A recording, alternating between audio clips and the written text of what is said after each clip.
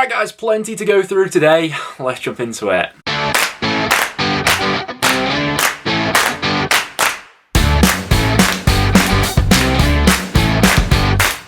Guys, welcome back to another episode of the Championship Roundup, bringing this slightly earlier than I usually do as we've got the January transfer window coming to a conclusion tomorrow. We'll be doing a transfer rumour roundup video tomorrow instead, but plenty to go through today. We've also got a few midweek matches to go ahead and predict in the second half of today's video, but as always, get all your thoughts on the weekend's action in the comments down below. Plenty to discuss, and without any further ado, let's jump into the action. And starting out on Friday night, we had Huddersfield drawing 1-apiece with Stoke City. This game surrounded by controversy, I think it's fair to say, with some pretty big calls from the referee. Now, Huddersfield undoubtedly had the better of that first half. Carone was causing all sorts of problems on that left-hand side, particularly, going up against Ben Wilmot, who was sort of out of position, playing as a makeshift right-back as Stoke went back to a back four for this one. But the first controversial moment coming with Carone not getting that red card for that foul on Taylor Harwood-Bellis. I don't even think it was given for a foul in the end, which was the most baffling thing about this.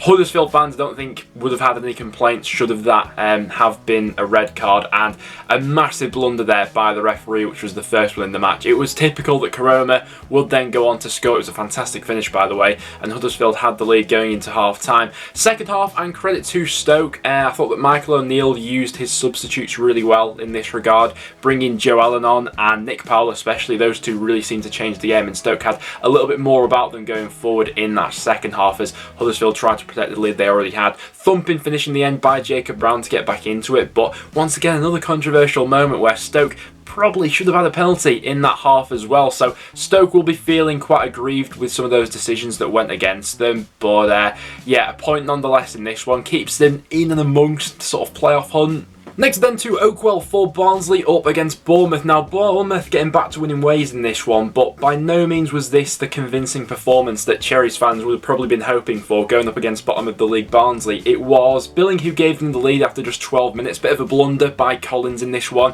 Gets caught coming out of his net. In the end, the cross comes in and BIELIK does well to finish that off. But yeah, Collins, who we praised quite a bit throughout the season so far, drops a bit of a blunder for that one. But from that point onwards, Barnsley had a lot more about them in this game, to be fair to them, compared to what we've seen in previous games so far this season from Barnsley. Even in the matches where Barnsley have picked up points, at times even those games have felt a little bit unjust, but this sort of felt like the opposite of that. Barnsley had a lot more sort of in and around the box going forward, albeit once again they didn't score. Travers had a pretty good game, to be fair, in net for Bournemouth, but in terms of a little bit more endeavour and sort of digging your team out and stuff like that, it looked like Barnsley had a few more of those characteristics in this game.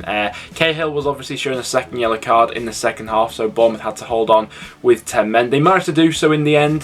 Pearson, by the sounds of things, had a good game in midfield as well, but yeah, it wasn't quite the performance that Bournemouth fans were probably looking for, but they do get back to winning ways there. Barnsley, maybe there's something to build on there in terms of a performance aspect, but yeah, another loss. In terms of Fulham up against Blackpool, this game was obviously delayed in the first half due to a fan collapsing in the stadium, and tragically so, Fulham went ahead and announced after the match that the fan passed away. So my best wishes obviously go out to Paul Parish's family. A really horrible situation, and the sort of thing that makes you take a step back from the football. In terms of the football on the pitch though, this was quite the game in the end. Fulham weren't necessarily even bad for this game, they just weren't quite their clinical selves that we've become accustomed to seeing over the last few weeks. I think they created 5 big chances in this game and ended up missing 4 of them. I'm sure that after Mitrovic poked home after just 6 minutes, Blackpool fans were fearing the worst, and there was some lovely interplay in and around the final third for Fulham. Harry Wilson went very close with quite an audacious lob.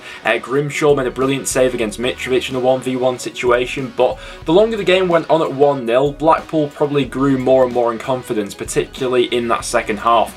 Josh Bowler had a fantastic chance for Blackpool in that first half, and he was the player to get Blackpool back into this one. Bit of a mix-up with Fulham at the back, Adarabioyo and I think Dennis Odoi, a little bit of a miscommunication between those two. CG Hamilton snatching onto that and delivering the ball in for Bowler, and it was a terrific finish. Josh Bowler, by the way, who's probably added another 1.5 5 million onto his price tag with that goal as well right there. He'll be a player who no doubt we'll be talking about in tomorrow's transfer video. But yeah, great point for Blackpool there, who have taken 4 points off Fulham this season, which is quite impressive. In terms of Fulham, not the end of the world. You know, in terms of a general performance, still look pretty good from them in terms of their attacking numbers. They just weren't quite as sharp as we've maybe become used to seeing with Fulham. Next then to Hull up against Swansea, and something just seems to be happening at Hull at the moment, doesn't it? It was a fantastic win for them in this one, the home crowd right behind them, and those two quite quick fire goals in the first half just got the game away from Swansea really in this one.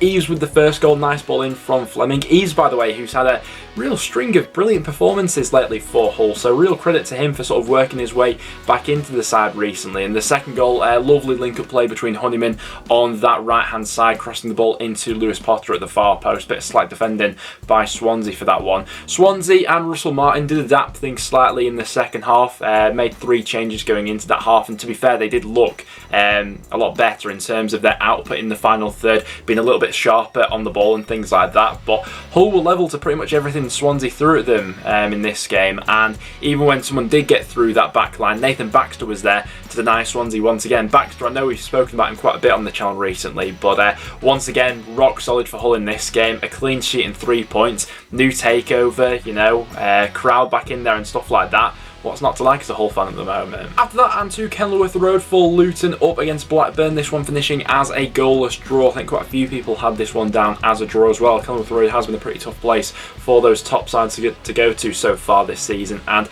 in the context of everything, I don't think that's the worst point in the world for Blackburn in that game, considering who they had available for this one. Obviously, still no Brereton Diaz. The big story coming out of this one probably being Joe Rothwell not being involved in the squad whatsoever. We'll talk about that whole situation a little bit more in tomorrow's transfer video, but I don't think that's a bad point there. Luton would probably be ruining some of the chances they missed, particularly in that first half when they had a couple to go ahead and take the lead. Second half and towards the end, the temper started to flare up a little bit. I think it was Kaminski and Cornick involved in a little bit of a coming together at the end that everyone else got involved with, but that's not the worst point in the world there for Blackburn. With some of the other results this weekend, you know, Fulham also dropping points, I think Blackburn will be fairly content to sort of take that and move on, you know, get Brereton Diaz back soon, sort out this Rothwell situation, and maybe get some deals of their own done over the next few days. Next then, and to the Riverside, and a big win for Middlesbrough in this one against a really decent looking Coventry side, I have to say. Considering how last time went for Middlesbrough defeat at Ewood Park, it was crucial that they bounced back in this one against Coventry, and in the end they did just that. Now, in terms of performance levels and things like that, I certainly don't think any Borough fans would have begrudged Coventry at least getting a point from this one. Coventry fans probably feeling like they deserved all 3. Some nice football on display from Coventry for this one. Chances created, it's just they didn't quite have that quality in the final third, you know, maybe missing someone like a Matty Godden at the moment, but they went close on several occasions. Joe Lumley, to be fair, I thought had a really good game in this one, dealt with everything quite well that Coventry managed to throw at him. But in fairness to Borough, it was a lovely combination that led to their goal eventually. Some nice little interchanges down the left hand side. Eventually the ball gets brought back in. I think it was Balogun actually with the assist for Sparrow. He's in the right place at the right time, and even though with it not being, you know, Borough's finest performance of the season in terms of on the eye and things like that, in terms of a result and bouncing back from last time, that's absolutely massive. Next up then to the Den, and oh boy, Valor and Ishmael really needed the result in this one, didn't they? After how midweek went for West Brom against Preston, Millwall really piled on the misery in this one, and West Brom started out the game fairly positively. We obviously got to see the first glimpse of Andy Carroll in this one, him starting and leading the line for West Brom. Actually had a very good chance to give the Baggies the lead, but a brilliant reflex save with his feet by Bartosz Białkowski managed to keep that out. Second half then, and I think Millwall were by far the better side. A double whammy from Bennett and Afobe wrapped this one up. First goal coming from that set piece situation, Afobe with the flick on. A nice finish from Bennett as well. We've seen a few players in those sort of situations scuff their lines, and for the second goal Afobe had, I think it was Matt Clark, wasn't it, on absolute strings. And to be fair, Millwall really needed that result after how poor they were last time against Blackpool. To bounce back like they did in this one at home against West Brom will do them the world of good. But in terms of West Brom, man, things are going to get really ugly there, aren't they, if something doesn't give with this situation? Because if we look at the teams below them, the points tally and the form book at the moment in terms of the points per game every team's picking up around West Brom, it only looks like they're going in one direction at the moment, and that's not up. Next up then to Deepdale and to quite the dramatic 2-2 draw in the end between Preston and Bristol City. First half, there was really only one side in this game. Bristol City by far and away the better team for the first 45 minutes. Semenyo was causing all sorts of problems for this one, but it was a lovely link-up between Weimann and Chris Martin for the first goal. Speaking of Weimann, he had the golden opportunity to give Bristol City a 2-goal lead going into half-time. Some brilliant work and footwork from Semenyo on that left-hand side. Jinxes his way around 2 or 3 North End players, puts the ball on a plate for Weimann, and he just can't seem to get his footwork sorted out, and he fires that one wide. Heading into the second half, I thought that the momentum did shift slightly in Preston's favour. We had a little bit more impetus going forward, made a couple changes with Ali McCann and Josh Earl both coming on. Lovely goal by Emile Reese. It was some nice work from Cameron Archer outside the box. The goalkeeper can only parry it, and Reese is in the right position to fire home and make it 1-1. Bristol City then get back in front. Semenyo with a fantastic finish, assisted by Masengo, who I thought was by far and away head and shoulders above anyone else on the pitch today, if I'm honest. He was absolutely bossing it for Bristol City in the middle. He was sort of man-marking Alan Brown off the ball and completely nullifying his threat from North End, doing much going forward. But in terms of making Bristol City tick with clever little movements and passes and popping it off to people, yeah, I thought he was really good for that one. But once again, we're talking about Bristol City conceding a late goal. I thought that their game management was pretty poor towards the end, and Nigel Pearson has spoken about this in his post-match interview. They had a few breakaways where they could have taken the ball to either of the corners, but they tried to kill it off, go for that third goal. In the end, Preston get the counter-attack. Credit to Brad Potts, actually, for the running the ball into the box. And Emile Reese, with an absolute dagger of a finish, peels off his defender and hits it so sweetly. And this was sort of the perfect combination of teams, really. Bristol City had been so guilty of giving away leads after the 90-minute mark. I think that's 6 so far this season now, and Preston have won more points coming from behind than any other Championship side. So good stuff for Preston to get back into it, albeit we weren't at our best today, and Bristol City probably did have the better of it over the full 90 minutes. After that, into QPR 4, Reading 0. Really ugly stuff for Reading at the moment, and you'd think that sooner rather than later, at least one of the clubs currently below them will start to smell blood, because this Reading side are absolutely dismal. I know that Barnsley have been awful so far this season, but at least we saw a little bit of something from them this weekend against Bournemouth, because at the moment I'm struggling to say much positive about Reading. They look absolutely lost at sea at that first half whenever QPR would go forward, and full credit to QPR, by the way.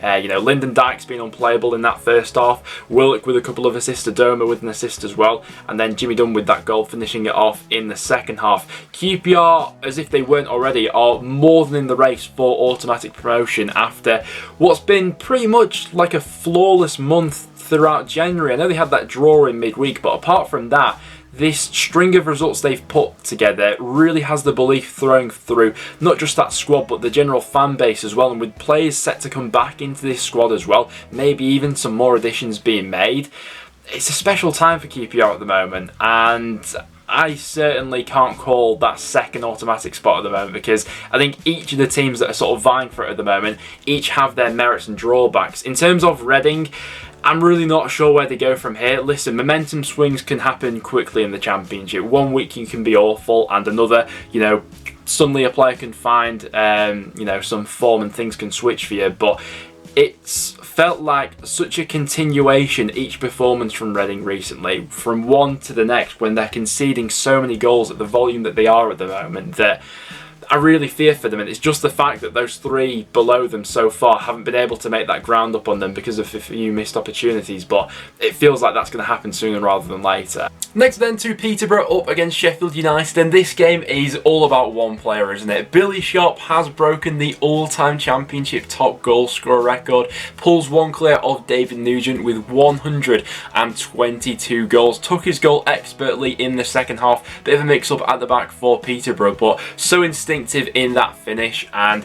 yeah, I think quite a few of us had called this at the start of the season. And interestingly enough, Lewis Grabban isn't actually all too many goals behind Billy Sharp at the moment, who's obviously still in action in the Championship. So maybe going into next season, Lewis Grabban may have his eyes on that top scorer record. But Sheffield United by far and away the better side in this one. Midfield was totally on top. Norwood, especially in the middle for Sheffield United, I thought was really good for this one. Really seems to be thriving since Paul Heckingbottom has come in. Another player who's really caught my eye for Sheffield United recently has been Bogle, playing as that right wing back. Does really good to get up and down the pitch. And obviously when that second goal goes in from the own goal, Sheffield United have a fairly easy ride from there on in. For Peterborough, their next league game is up against Cardiff, and in the general circumstances that they found themselves in this season in terms of what they want to do, what they want to achieve, that next game against Cardiff in a couple of weeks is absolutely crucial. Next up then, and to Pride Park for Derby up against Birmingham. I think we all knew that something quite special was brewing for this one, with everything going on before the game, with both sets of fans, with it being a packed out stadium and everything like that. But in terms of actually on the pitch, man, this game did not disappoint whatsoever, did it? Now for Birmingham, we've had a few sticking issues with them recently. I do like some of the additions that they made in this January transfer window, particularly how they've sort of used the loan market so far. We've got to see the first glimpse of Lyle Taylor in the Birmingham shirt in this one as well, Bacuna as well, who's also come in recently. But this was a much better accomplished performance from Birmingham, particularly for, we'll sort of say, the first 70 minutes or so of this match. First off, I thought the Birmingham were the better side. Lyle Taylor giving them the lead after a nice bit of play from Onel Hernandez. They then go 2-0 up thanks to Scott Hogan. Nice ball chipped in from Ryan Woods, who I thought looked quite good in midfield. They certainly lacked his presence when he went off in the second half. And it was Scott Hogan who had the golden opportunity to give Birmingham that 3-goal lead. If that goes in, the game's probably dead and buried right there. But around about the 70-minute mark was when the momentum started to shift in Derby's favour. Plange's goal was an absolutely fantastic strike, and when Derby fans saw Christian BIELIK warming up, him finally getting back onto the pitch after over a year of being out through an injury, of course it had to be him getting on the score sheet and scoring the equaliser in such dramatic fashion. The ball being whipped in, a bit of an acrobatical one really, and there was some contentious points with this one, possible offside, maybe a high foot as well, but Derby fans will point towards the penalty that they should have had earlier on in the match due to the handball. So that in a way sort of levels each other out, but the scenes at full time were absolutely something, weren't they? And this squad just won't lie down, even with everything that they've had going against them this season, and even when things aren't particularly going well for them on the pitch. By no means was this the best we've seen of Derby so far this season, and fingers crossed for BIELIK that shoulder injury isn't all too serious, but what a point that is in the grand scheme of things. And that's the last game to go over. A huge result at the bottom of the table for Cardiff as they picked up all 3 points against quite a misshaped Nottingham Forest in this one. It was Jordan Hugill just 6 minutes into this one with a goal on his debut, giving the freedom of Cardiff really to score that first goal. I think that particularly in that back line, Forest were missing someone like a Joe Worrell. They were really quite slow to react to a few situations in this one, but good finish nonetheless. That goal will do his confidence the world of good after how the loan move to West Brom worked out. The fact that he's got on the score sheet so soon for Cardiff will do him the world of good. And heading into the second half, it was then Joe Riles with a thunderous shot which comes off the post, and then Davis follows it in to make it 2-0 to Cardiff, and richly deserved at that point, to be honest with you. Nottingham Forest, although they had, a fair bit of the ball, really weren't doing all too much with it. There was a late flurry towards the end. Obviously, Keenan Davis got that goal back for them. By that point, they were already playing with 10 men as well due to Lewis Grabban going off injured. And with some of the other games that we've seen this weekend, a late equaliser to make it 2-2, it did feel like maybe something could be in the water, but Cardiff managed the game well from that point onwards.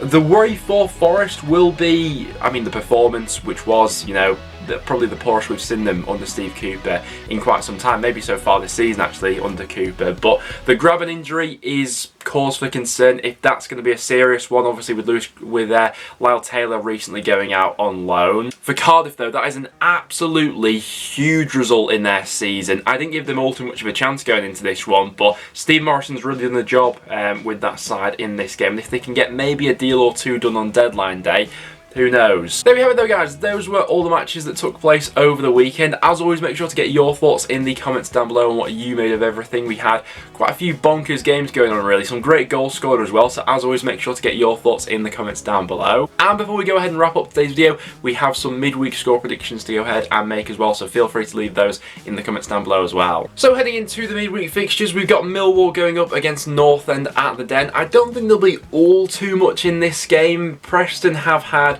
quite a few late turnarounds recently under Ryan Lowe. The game at the weekend against Bristol City being a prime example of that. Millwall got back to winning ways and looked much sharper at the weekend compared to how they did last time against Blackpool. Obviously good 2-0 win for them against West Brom. I'm going to go for a 1-1 draw in that game, but one goal either way wouldn't surprise me. Swansea against Luton is actually quite a tough game to predict, in my opinion, because they're two sides who you can never quite pinpoint in terms of week to week what you're actually going to get from them. Luton definitely could have won that game against Blackburn if they had a little bit more going for them in the final third. Swansea not great at the weekend against Hull, so we'll be looking to bounce back in this one.